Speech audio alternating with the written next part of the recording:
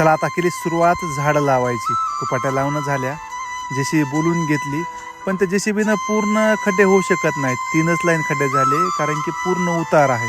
आता ह्याचे खड्डे पूर्ण हातानं करावं लागतील. जरा तेवढे खड्डे झाले तर तेवढ्यामध्ये झाडं लावू. आता झाडं लावायचं ठरवलं संध्याकाळी, कारण की दिवसभर पोलीस स्टेशनला आणि सकाळी पण मला प्राणी पक्षामुळं पोलीस स्टेशनला जायला उशीर होते. त्यामुळे आता रोज संध्याकाळी खड्डे करायचे आणि लावायचे. आता जेवढे खड्डे झाले तर तेवढे तरी झाडं लावून घेऊ. त्यासाठी बच्चे कंपनी मदतीला आली, कोमल आले, सगळेजण आम्ही मिळून आपले खड्डे करायला लागलो. जे सध्या असेल त्या साहित्यानं आपले ते खड्डे सारून त्याच्यामध्ये झाडं लावायची तयारी. मग माडीनं सुरुवातीला झाड लावलं, मग त्याच्यामध्ये माती वगैरे टाकून गेलो. हे जागा म्हणजे डोंगरातली आहे आणि ही जागा म्हणजे वन विभागाची आहे. त्याच्यामुळं जास्त काय आपण माणसं वगैरे लावून काम करू शकत नाहीत. जेवढं आपल्याकडं आहे मनुष्यबळ त्याच्यावरून हे करायला लागलो.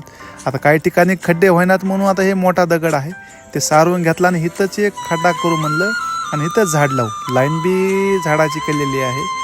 मग आता थोडंसं कष्टाचं काम आहे पण हरकत नाही.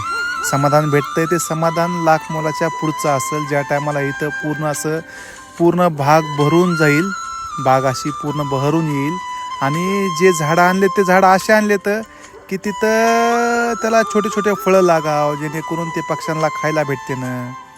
मग ते ऑटोमॅटिक पुन्हा पक्षी प्राणी इथे येतील. जांभळे असते ना, उंबरा असते ना, वडा असते ना, पिंपळा असतील, अजून असे छोटे छोटे झाडं की जेणेकरून तिथं फळं लागावं आणि तिथं प्राणी पक्षी यावं. आता हे झाडं लावले तर आपण तर ह्याची पाण्याची जिम्मेदारी पण आपलीच आहे. आपल्या बोरला पाणी आहे. आता सध्या ठिबक अजून लावणं झालं नाही आपल्याच्यानं, कारण की वेळ भेटला नाही. सध्या निवडणुकीमुळे बंदोबस्त काय थोडं साईडला जायचं आहे आता. त्यामुळे जेवढं हाताने जेवढं पाणी होईल असं त्याचं पाणी दिलेलं आहे. आणि ज्यावेळेस पुन्हा निवडणुकीचा बंदोबस्त संपन त्या टायमा आपण ह्याला ठिबक करून घेऊ. चला सुरुवात केलेली आहे, सक्सेस पण होणार आहेत. थोडं कष्टाचं काम आहे, हरकत नाही, पण हे याच्यामधून लय मोठं समाधान भेटणार आहे. चला आयुष्यात काहीतरी नवीन.